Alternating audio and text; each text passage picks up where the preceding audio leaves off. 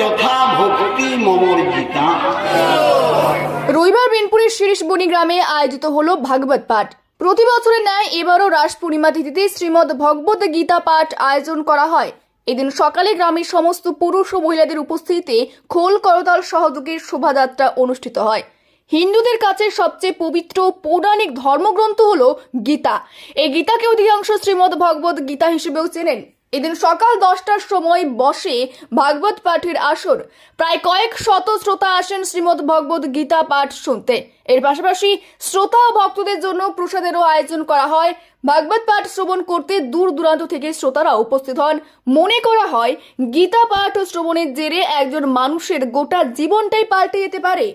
আমি এসেছিলাম শিরিষবনিতে, আধারি থেকে এসেছিলাম। আমি এখানে ভাগবত শ্রবণের জন্য এসেছিলাম। উনি এখানে ভাগবত পাঠ করলেন। জানি না, আমি একজন গোবিন্দের ছোট্ট একজন ভক্ত, কারণ এতদূর এখনো জেনে উঠতে পারিনি। যতটুকু গোবিন্দ কৃপা করেছে সেটাই অবশ্য আমি আস্বাদন করি এবং আনন্দ উপভোগ করি।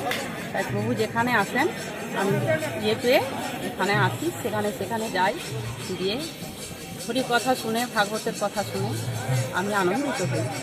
প্রতি বছরের নেই এবছরও আমরা ভাগবত পাঠের আয়োজন করেছি। এটা আমাদের দ্বিতীয় বছর। আমাদের এখানে 4 থেকে 5,000 লোকের খাওয়ান দাওয়ান ব্যবস্থা এবং নগর পরিক্রমা এবং ভাগবতের অনুষ্ঠান হলো। এই আয়োজনটা মানুষকে ভগবানের মুখনিসৃত বাণী মানুষের মধ্যে প্রচার হবে, তাতে মানুষের মঙ্গল কামনা। এটা বাদে আমাদের নারায়ণ সেবা